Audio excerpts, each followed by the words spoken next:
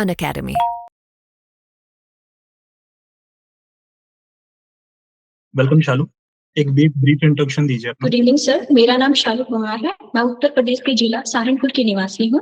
मैंने अपनी 10th और 12th केएल जनता इंटर कॉलेज देवबंद सहारनपुर से कंप्लीट की है। उसके बाद सर मैंने अपनी बीएलएलबी भगत फूल सिंह महिला विश्वविद्यालय कानपुर कलम सोनीपत हरियाणा से कंप्लीट की है। सर मैंने अपनी बीएलएलबी दिसंबर 2021 के अंदर कंप्लीट की है और उसके बाद से सर मैं जुडिशियल सर्विसेज के लिए तैयारी कर रही हूँ और इससे पहले सर मैंने यूपीसीजे का मेंस भी लिखा। ओके, यूपीसीजे का मेंस आप ऑलरेडी दे चुके हैं, तो पेपर कैसा हुआ था?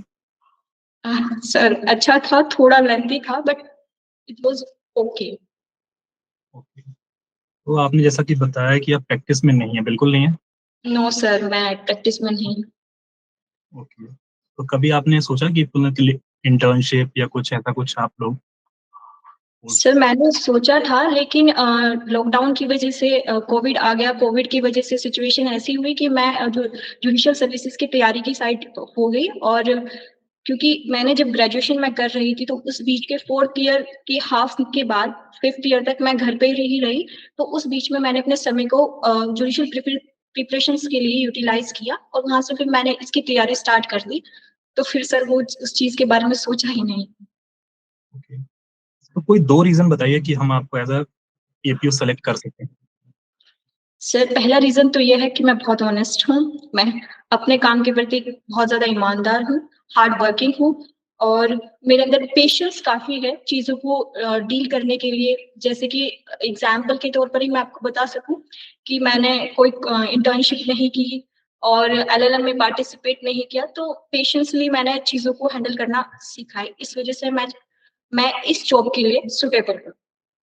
अच्छा, फेवरेट सब्जेक्ट कौन सा प्रेफर करेंगे आप? Sir Indian evidence act, although सारे ही फेवरेट हैं but still Indian evidence act थोड़ा अच्छा है। ये टर्म एविडेंस क्या लगता है आपको, कैसे डिफाइन कर पाएंगे आप इसको? सर एविडेंस एक स्टेटमेंट कहें या फिर एक फैक्ट है जिसको हम किसी भी फैक्ट इन इशू या फिर रिलेवेंट फैक्ट को उसको कैसे जस्टिफाई किया जाएगा, उसकी एग्जिस्टेंस नॉन एग्जिस्टेंस के बारे में बताता है एविडेंस। तो हियर से एविडेंस का कोई क्रेडिबिलिटी क्यों नहीं होती है? सर क्योंकि हियर से एविडेंस उस पर्सन के द्वारा नहीं दिया जाता डायरेक्टली, जिस पर्सन ने इंसिडेंट को देखा है या जो फिर रियल विटनेस है, किसी दूसरे अन्य व्यक्ति द्वारा दिया जाता है। कभी कभी ऐसा होता है कि हम कोई स्टेटमेंट अगर किसी और पर्सन से सुनते हैं तो हम उसके बारे में कुछ और अपना ओपिनियन ऐड करना स्टार्ट कर देते हैं, इसलिए हियर से एविडेंस एडमिसिबल नहीं है। क्या कोई बट कुछ एक्सेप्शंस हैं हियर से एविडेंस के? ये सर सेक्शन 6 के अंदर रेस्ट रजिस्ट्री एक एक्सेप्शन है, डाइंग डिक्लेरेशन एक्सेप्शन है और एडमिशन और कन्फेशन भी इसके एक्सेप्शन है। और सर एक और दो और है वो मैं याद नहीं कर पा रही हूँ, सॉरी। ओके, तो क्या हम लोग एक्सपर्ट ओपिनियन को भी हेयर से एविडेंस में इंक्लूड कर सकते हैं? सर जनरली हियर से एविडेंस के अंदर वो एविडेंसेस आते हैं जो कि उस पर्सन के डायरेक्ट में नहीं होते और एक्सपर्ट ओपिनियन उन पर्सन्स की ओपिनियन होती है कि जो कि स्पेशली स्किल्ड होते हैं किसी मैटर से रिगार्डिंग, किसी सब्जेक्ट से रिगार्डिंग। बट हियर से एविडेंसेस के अंदर वो एक्सपर्ट नहीं होते हैं, मतलब वो स्पेशली स्किल्ड नहीं होते, इसलिए वो हियर से एविडेंस नहीं माना जाएगा। सेक्शन 24 ऑफ एविडेंस एक्ट क्या कहता है? सर जब कोई कन्फेशन, इंड्यूसमेंट, थ्रेट या फिर प्रॉमिस से लिया जाता है तब वो वॉलंटरी कन्फेशन नहीं माना जाता है, इसलिए वो उस टाइप का कोई भी कन्फेशन एडमिसिबल नहीं होगा कोर्ट के अंदर। तो मान लीजिए कोई पर्सन एक्यूज है और वो उस टाइम पुलिस कस्टडी में है और एसएचओ की वाइफ आती है और उससे प्रॉमिस करती है कि आप अगर कन्फेशन कर लेते हैं तो हम आपको थोड़ी सजा कम करवा देंगे, तो क्या ये सेक्शन 24 में फॉल करेगा? ये सर, क्योंकि इंड्यूसमेंट और थ्रेट या फिर कोई भी प्रॉमिस सर मुझे लगता है ये फॉल करेगा, प्रॉमिस के तहत आएगा, बाकी मैं सर श्योर नहीं हूँ। सर सेक्शन 24 तो अथॉरिटी की बात करता है, तो क्या एसएचओ की वाइफ क्या किसी अथॉरिटी में होंगी? सॉरी सर, मैं इसके बारे में मुझे नहीं पता। जब प्राइमरी और सेकेंडरी एविडेंस में क्या डिफरेंस है? सर प्राइमरी एविडेंसेस वो एविडेंसेस होते हैं जो कि इटसेल्फ प्रोड्यूस किए जाते हैं कोर्ट के अंदर, जबकि सेकेंडरी एविडेंस उनकी सर्टिफाइड कॉपीज होती हैं। कोई एग्जांपल दे पाएंगे आप? ये सर, जैसे सपोज कोई डॉक्यूमेंट है, कोई सर विल का डॉक्यूमेंट, विल नहीं, कोई भी डॉक्यूमेंट है सर, उस डॉक्यूमेंट को अगर वो इटसेल्फ कोर्ट के अंदर प्रोड्यूस किया जाता है तो वो एक प्राइमरी एविडेंस है। लेकिन अगर उसकी कोई सर्टिफाइड कॉपी कोर्ट के अंदर प्रोड्यूस की जाती है तो सेकेंडरी एविडेंस के अंदर डील करती है। ओके। मान लीजिए आप एसएचओ के पास जा रहे हैं और एसएचओ रजिस्टर नहीं करता एफआईआर, तो आपके पास क्या क्या रेमेडीज मिलती हैं आपको? सर अगर police SHO superintendent, sorry sir मैं एसएचओ की फुल फॉर्म नहीं जानती हूँ station house officer. Sir, station house officer अगर मेरी कंप्लेंट को रजिस्टर नहीं करता है तब मेरे पास ये ऑप्शन रहेगा, मैं सुपरिटेंडेंट ऑफ पुलिस के सामने अपनी रिटर्न में एप्लीकेशन दे सकती हूँ, या फिर उसके अलावा मैं मजिस्ट्रेट के सामने डायरेक्ट कंप्लेंट कर सकती ओके। तो बेल तो आप जानते होंगे, हूँ। ये सर, उसके टाइप्स बताइए जरा। सर बेल बेल तीन तरीके की होती है। पहली बेलेबल केसेस में जो बेल दी जाती है, दूसरी नॉन बेलेबल केसेस में दो जो बेल दी जाती है, और तीसरी anticipatory bell.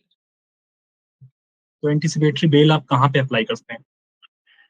Sir anticipatory bell का मतलब होता है प्री एक्ट से पहले जो बेल दी जाती है, यानी कि अगर किसी पर्सन को उसने कोई कॉग्निजेबल ऑफेंस कमिट किया है और उसको ये लगता है कि उसको गिरफ्तार किया जा सकता है, तब वो वह जो पर्सन जिसको ये लगता है कि उसको गिरफ्तार किया जा सकता है वो एंटिसिपेटरी बेल के लिए अप्लाई कर सकता है, या तो सेशन कोर्ट के अंदर या फिर हाई कोर्ट के अंदर। ओके। मान लीजिए आपने एंटीसिपेटेड डायरेक्टली हाई कोर्ट में फाइल कर दी और वहां से रिजेक्ट हो जाती है, तो क्या आप कोर्ट ऑफ सेशन में भी एप्लीकेशन फाइल कर सकते हैं? नो सर, जनरली एक हायरार्की है, उस हायरार्की के अकॉर्डिंग चीजें चलती हैं कि पहले अब सेशन लोअर कोर्ट में, देन उसके बाद अपर कोर्ट में जाया जाता है। जब उन्होंने अपना पहला डायरेक्ट हाई कोर्ट के अंदर फाइल किए। अच्छा, मान लीजिए कोई पर्सन चार्जशीट में नाम नहीं आता है जी किसी पर्सन का, पुलिस के द्वारा इन्वेस्टिगेशन के बाद चार्जशीट फाइल की जाती है और चार्जशीट उस पर्सन का नाम नहीं आता, तो क्या उसके अगेंस्ट भी चार्ज फ्रेम किया जा सकता है? ये सर किया जा सकता है। कोई प्रोविजन बताएंगे आप? सर सॉरी सर, मुझे प्रोविजन याद नहीं आ रहा है एग्जैक्ट, शायद सेक्शन 3, सर याद नहीं आ रहा है मुझे सर। आईपीसी में इंजरी को कहाँ डिफाइन किया गया है? Sir section 44। क्या कहता है इंजरी? सर इंजरी एक, सॉरी सर मैं रिकॉल नहीं कर पा रही हूँ। ठीक है। मान लीजिए कोई बच्चा है 6 साल का, 11 महीने का, और वो किसी को मतलब गलती से पिस्टल से गोली मार देता है, तो क्या कोई ऑफेंस बनेगा? नो सर, ये जनरल एक्सेप्शंस के अंदर आएगा, सेक्शन 82 के अंदर। 82 के अंदर। ठीक है। उसको किसी का टर्म, उसका कोई नाम दिया जाता है क्या उसको? सर उसको डॉली इन कैटेक्स के नाम से जाना जाता है। ठीक। जो 2013 की अमेंडमेंट आपको पता होगा, क्रिमिनल अमेंडमेंट आई थी, ये सर उसके बारे में कुछ बताएंगे आप? इन सीआरपीसी या फिर सर आईपीसी के अंदर? सीआरपीसी में। सर इन सीआरपीसी सर जो टाइम पीरियड है इन्वेस्टिगेशन का, कि कोई किसी भी रेप केसेस के अंदर जो भी जो रेप केसेस के जो भी इन्वेस्टिगेशन की जाएगी वो 2 महीने के अंदर अंदर कंप्लीट की जानी चाहिए। मैं इसके बारे में और कोई? सर ट्रायल भी उस पर्सन का 2 महीने के अंदर ही कंडक्ट किया जाना चाहिए, बट मुझे एग्जैक्ट प्रोविजन याद नहीं। ओके। अच्छा, रॉन्गफुल रिस्ट्रेन का कोई एग्जांपल दे पाएंगे आप? सर सपोज कोई एक व्यक्ति जिसको एक पर्टिकुलर डायरेक्शन में जाने का अधिकार है और उसको उस जगह पर जाने से रोक दिया जाता है, तब उसको रॉन्गफुल रिस्ट्रेन कहेंगे। जैसे सर रिस्ट्रेन और क्या सर? रिस्ट्रेन और कन्फाइनमेंट में क्या डिफरेंस है? ये सर रॉन्गफुल रिस्ट्रेन के अंदर एक व्यक्ति को एक पर्टिकुलर डायरेक्शन में जाने से रोका जाता है, जबकि रॉन्गफुल कन्फाइनमेंट के अंदर उस पर्सन को एक सर्कमस्टेंशियल लिमिट के अंदर बंद कर दिया जाता है कि उसको किसी भी डायरेक्शन में मूव करने नहीं दिया जाता। ठीक है। तो जुडिशियल कस्टडी और जुडिशियल पुलिस कस्टडी में क्या डिफरेंस लगता है आपको? Sir police custody basically police के द्वारा की जाती है, पुलिस के जेल के अंदर की जाती है, जबकि जुडिशियल कस्टडी जुडिशियल कोर्ट द्वारा दी जाती है, जिसमें पुलिस का कोई रोल नहीं है। इसका कहीं प्रोविजन मिलता है क्या आपको? ये सर पुलिस कस्टडी की बात सेक्शन 167 में की गई है, जबकि जुडिशियल कस्टडी के बारे में सेक्शन 309 सर मैं इसके बारे में श्योर नहीं हूँ। ओके। मान लीजिए पुलिस कस्टडी मैक्सिमम कितने दिन के लिए दी जा सकती है? सर 15 दिन की दी जा सकती है, इससे ज्यादा एक्सीड नहीं कर सकते। तो क्या ये बस इन्वेस्टिगेशन के टाइम में दी जाती है या ट्रायल और इंक्वायरी के टाइम पे भी दिया जा सकता है? सर जनरली जो पुलिस इन्वेस्टिगेशन के टाइम पर ही दी जाती है। कोई प्रोविजन बताएंगे आप? सेक्शन 167 के अंदर डिफाइन किया गया है कि पुलिस कस्टडी के अंदर किसी भी व्यक्ति को अरेस्टेड पर्सन को रखा जा सकता है अगर वो मजिस्ट्रेट उसको ये ऑर्डर करता है पुलिस कस्टडी के अंदर। अगर 24 घंटे के अंदर उस पर्सन को प्रोड्यूस नहीं किया जाता है मजिस्ट्रेट के सामने और मजिस्ट्रेट को लगता है कि इन्वेस्टिगेशन कंप्लीट करने के लिए उसको पुलिस रिमांड जरूरी है और वो उसको ऑर्डर कर सकती तो आप कहना चाह रहे हैं कि इन्वेस्टिगेशन के टाइम पे मिलती है और इंक्वायरी और ट्रायल के टाइम नहीं होता है, ऐसा कुछ? है। सॉरी सर मुझे इसके बारे में इतना ज्यादा पता नहीं, जो मैंने प्रोविजन पढ़ा है मैंने उसके बारे में। ओके, ठीक है। कौन कौन से पर्सन्स हैं जो विदाउट वारंट अरेस्ट करते हैं? सर कौन ऐसे पर्सन हैं जो विदाउट वारंट अरेस्ट कर सकते हैं? सर कोई भी police officer without warrant arrest कर सकता है अगर उसको ये लगता है कि कोई भी कॉग्निजेबल ऑफेंस कमिट हुआ है उन सर्कमस्टांसेस के अंदर। ओके, तो क्या बस पुलिस ऑफिसर के पास पावर है? नहीं सर सेक्शन 43 के अंदर भी डिफाइन किया हुआ है कि प्राइवेट पर्सन भी अगर कोई व्यक्ति नॉन कॉग्निजेबल ऑफेंस और नॉन वेलेबल ऑफेंस कमिट करता है तब एक प्राइवेट पर्सन भी उसको अरेस्ट कर सकता है बिना वारंट के। और कौन मजिस्ट्रेट से के पास सेम पावर्स हैं सेक्शन 44 के अंदर। कौन से मजिस्ट्रेट्स? क्या वो सर जुडिशियल होते हैं, एग्जीक्यूटिव? सर दोनों जुडिशियल और एग्जीक्यूटिव मजिस्ट्रेट बोथ। किन किन केसेस में? सर किसी भी कोई भी केस हो सकता है वेदर बेलेबल नॉन बेलेबल या फिर कॉग्निजेबल और नॉन कॉग्निजेबल, किसी भी केस के अंदर वो अरेस्ट कर सकते हैं। ओके। मान लीजिए आपने एपीओ का एग्जाम दे रहे हैं, आप इंटरव्यू अपीयर हो रहे हैं, यस सर। तो हाई कोर्ट आपकी अपॉइंटमेंट कौन से सेक्शन के अंडर करेगी सीआरपीसी में? सर असिस्टेंट प्रोसिक्यूशन ऑफिसर के बारे में सेक्शन 25 के अंदर डिफाइन किया हुआ है। ओके, तो एडिशनल पब्लिक प्रोसिक्यूटर का प्रोविजन कहाँ मिलता है? सर सेक्शन 24 के अंदर। ओके, उसके लिए क्या क्वालिफिकेशन है? सर 7 साल का मिनिमम एक्सपीरियंस होना चाहिए। ओके, बस? कोई एज लिमिट? नहीं सर कोई एज लिमिट के बारे में बात नहीं की गई, सिर्फ 7 साल का मिनिमम एक्सपीरियंस के बारे में बात की गई सेक्शन 24 के अंदर। तो यूपी पुलिस एक्ट आपने पढ़ा है? Yes sir. ओके। तो विलेज चौकीदार का प्रोविजन वहां पे दिया गया है, उनके फंक्शंस क्या होते हैं विलेज चौकीदार के? सर विलेज चौकीदार के फंक्शंस होते हैं कोई भी किसी भी गांव के अंदर किसी भी प्रकार का कोई भी ऑफेंस कमिट होता है तो वो police in charge officer in charge of police station को इन्फॉर्म करेगा। और सर कोई भी बर्थ होता है बर्थ के बारे में डिटेल्स देगा। और सर इतना ही मैं इसके बारे में। अगर मान लीजिए कोई प्रॉपर्टी है जो अनक्लेम रह जाती है, सर तो उसकी कस्टडी किसके पास रहेगी?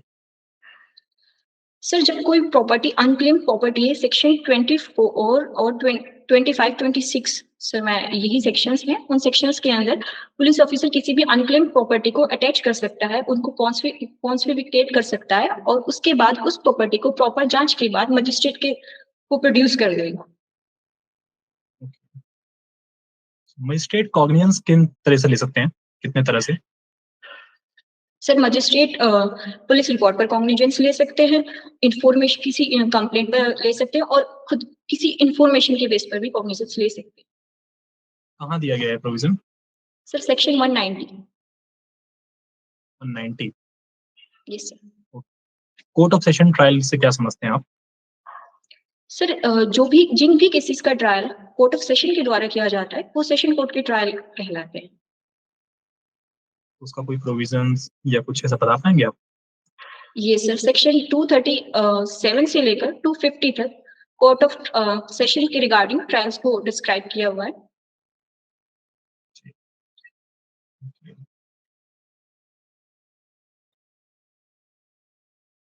सॉरी सर, आई थिंक मैंने इसके अंदर सेक्शन गलत बताया है। सॉरी सर, इसलिए अंदर सेक्शन 225 से 4 मैं रिकॉल नहीं कर पा रही हूँ। 224 या फिर 225 से लेकर 237 तक है। Sorry sir. ठीक है, देखो नॉलेज वाइज ठीक है, आपका कॉन्सेप्ट क्लियरिटी ठीक है, उसमें कोई इशू नहीं है, लेकिन आपके प्रोविजंस बिल्कुल लैक कर रहे हैं। मतलब प्रोविजंस पता है ऐसा नहीं है, ठीक है, लेकिन आप सेक्शंस मिस कर रहे हो, मिस आउट कर रहे हो, जो बेसिक बेसिक प्रोविजंस है। Yes sir. उसको थोड़ा सा मतलब बेसिक बेसिक प्रोविजंस हैं, उसको अच्छे से आप थोड़ा सा कवर कर लीजिए कि किन किन के इसेंशियल इंग्रेडिएंट क्या है, वो सब चीजें ना, क्योंकि आपसे yes sir. Code of session कोई पूछता है या ऐसी चीजें पूछेगा तो वो एक्सपेक्ट करेगा कि आप वो सेक्शन बता दें या चैप्टर नंबर बता दें आप। Okay sir. Actually sir first attempt है ना, तो इस वजह से थोड़ा सा चीजें इधर उधर हो जैसे आप गई हैं। बाकी जैसे आपने वो बताया विदाउट वारंट अरेस्ट वाले बताए, तो उसके प्रोविजंस आपने बता दिए, एपीपी का भी बता दिया आपने प्रोविजन, वो सब चीजें हैं। जैसे आप रिमांड वाले एस्पेक्ट को कवर कीजिएगा जाके, यस सर। कहीं पे हमारी ट्रायल में मेंशन किया गया है नहीं किया गया है, ठीक है। थोड़ा सा सर वो सारे के सारे सेक्शंस भी नहीं पढ़ने आपको, जो मेजर एस्पेक्ट्स है ना, जो मेजर कोर एरियाज है उसी को कवर करना है, ऐसा कुछ नहीं है, यस ठीक है। बाकी ओवरऑल बाकी सब चीजें अच्छी हैं, कोई दिक्कत नहीं है, ठीक है, लेकिन ठीक आप है। जस्टिफाई कर पाए उसको कि भाई आप एपीओ बनना चाहते हैं, ठीक है, आपके में कैपेबिलिटी है कि प्रैक्टिस में इंटरेस्टेड है। पहली चीज, अगर आप बिल्कुल ना कह देंगे कि प्रैक्टिस में इंटरेस्ट ही नहीं है बिल्कुल मुझे, तो आप थोड़ा दिक्कत होगा। ठीक है सर, मैं इसको ध्यान रखूंगी और इसके ऊपर लिखने की कोशिश करूंगी कि मैं एक अच्छा आंसर दे पाऊँ। बिल्कुल वही करूँ उसी को, क्योंकि सबसे पहले प्रोविजन ही आप लॉ में आपके प्रोविजन से ही पूछे जाएंगे आपसे चीज ना, तो एक्सप्लेनेशन से पहले कि अगर आपसे ये सब आपके ऐसे क्वेश्चन हैं जो लॉलीपॉप क्वेश्चन जिसे बोलते हैं हम लोग, कि प्राइमरी एविडेंस पूछा या सेकेंडरी एविडेंस हमने पूछा, तो आप उसको डायरेक्टली पहले सेक्शन से काउंटर कीजिए कि इन सेक्शन में प्रोविजन मतलब मिलता है, उसके बाद समझाने की कोशिश कीजिए उस चीजों को। यानी कि वो सर चीज सेक्शन बताने की कोशिश करनी चाहिए। हाँ ठीक बिल्कुल, अगर वो आते हैं तो बिल्कुल। और ये बेसिक सेक्शंस है ना, कि बेल के प्रोविजंस आपको पता है, तो एंटीसिपेटरी बेल कहाँ पे दिया गया है, है। Yes sir. वो सब चीजें हैं, ठीक है। जैसे आपको एफआईआर की बात की तो उसमें आपने कोई सेक्शन नहीं बताया कि सेक्शन 36 का रेफरेंस आपके पास आता, ठीक जी है। सर। Thank you sir. बाकी कोई और डाउट? नहीं सर, मेरा यही डाउट था कि क्योंकि मैंने देखा था कि उन्होंने कुछ जगह ये बात करते थे कि जितना पूछा जाए उतने का जवाब देना है, तो जस्ट वाई कि मैंने आपको सेक्शंस नहीं बताए, ऑल्दो याद सेक्शन थे। लॉ में तो आपसे एक्सपेक्ट करेगा इंसान ना, कि कोड करेगा आपसे कि प्रोविजंस आप स्पेशली आप मेंशन कीजिए उसमें। जी सर। ठीक है, बाकी थैंक यू ओवरऑल सर। अच्छा है, कोई दिक्कत नहीं है वैसे, ठीक है। उम्मीद कीजिए कि आपका हो जाना चाहिए, ठीक है, ठीक है। तो ऑल द बेस्ट। कब है थैंक यू इंटरव्यू सर। आपका, किस डेट पे आपका? सर 15 को है, सुबह की शिफ्ट के अंदर। अच्छा 15 को है, अच्छा 16 तक है ना इंटरव्यू, यस सर। ठीक है। कोई नहीं, पॉजिटिव रहिए, बस थोड़े प्रोविजन जो